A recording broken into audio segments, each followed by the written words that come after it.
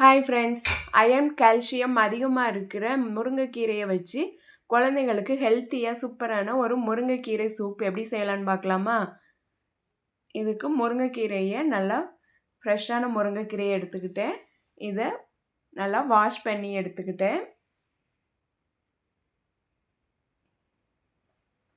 இப்போது ஒரு மிக்ஸி ஜாரில் ஒரு சின்ன துண்டு இஞ்சி, இதோட ஒரு 10 சின்ன வெங்காயம், 10 பல் பூண்டு, ஒரு சின்ன தக்காளி சேர்த்துக்கிறேன். பெரிய தக்காளியாக இருந்தால் ஒரு அரை தக்காளி சேர்த்தா போதும்.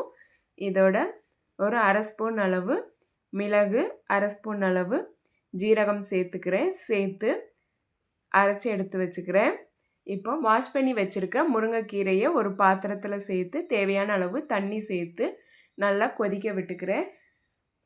அது கொதித்து இந்த மாதிரி வந்ததும் இதோட அரைச்சி வச்சுருக்கிற பேஸ்ட்டையும் சேர்த்து நல்லா மிக்ஸ் பண்ணி விட்டு கொதிக்க விடுறேன். இதோட கொஞ்சமாக மஞ்சள் தூளும் சேர்த்துக்கிறேன். இது நல்லா கொதித்து முருங்கைக்கீரையில் உள்ள அந்த சத்தெல்லாம் இறங்குற அளவுக்கு நல்லா கொதிக்க விட்டு முருங்கைக்கீரையும் நல்லா வெந்ததும் இதை இறக்கிக்கிறேன்.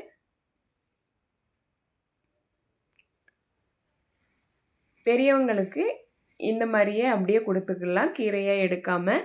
இதோட தேவையான அளவு உப்பு சேர்த்து இன்னும் கொஞ்சமாக பெப்பர் தூளும் சேர்த்து அப்படியே கீரையோடு சாப்பிட்லாம். குழந்தைங்க கீரை சாப்பிட மாட்டாங்க, அதனால் அவங்களுக்கு தனியாக ஃபில்டர் பண்ணி எடுத்துக்கிறேன்.